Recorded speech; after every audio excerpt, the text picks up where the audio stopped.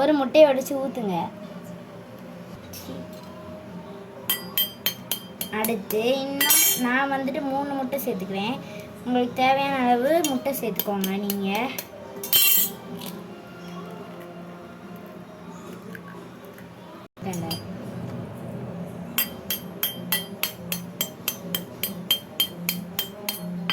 நல்லா தட்டுப்பா,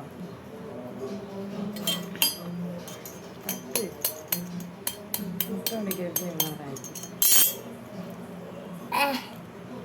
என்னை மாதிரி கஷ்டப்படாதீங்க முட்டையை உடைக்க. ஸோ இந்த 3 முட்டையை நீங்கள் நல்லா மிக்ஸ் பண்ணிக்கலாம். தண்ணி ஊற்றிக்கணும்னு பார்க்காதீங்க. இந்த வெள்ளை கலர், அந்த வெள்ளை கலர் தான்.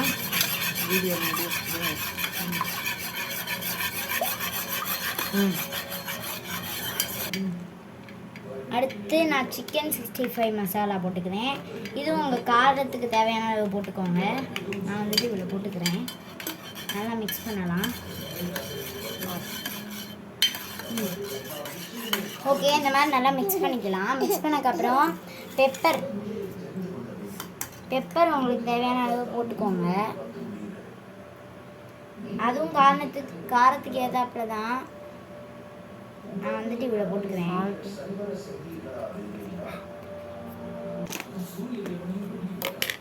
ஓகே, தேவையான அளவு நம்ம இப்போ சால்ட் போட்டுக்கலாம்.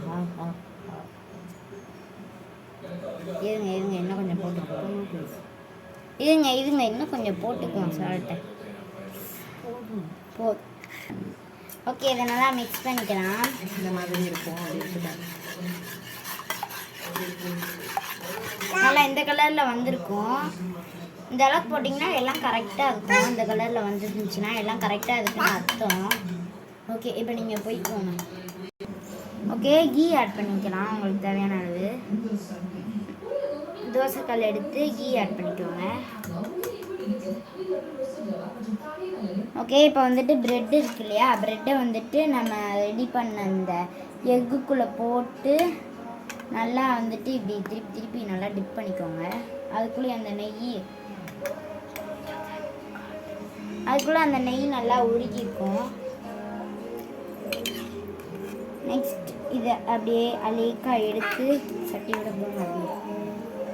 அப்படியே போட்டுருங்க. உங்களுக்கு முட்டை கம்மியாக இருக்கிற மாதிரி இருந்துச்சுன்னா அது மேலே அப்படியே முட்டை ஊற்றி விட்டுக்கலாம். நான் ஊற்றி விட்டுருக்கேன்.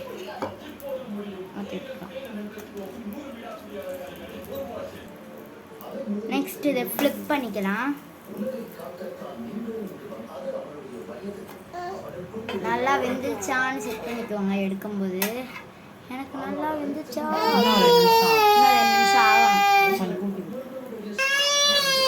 ஓகே, இப்போ ரெடியாக இருக்கும்.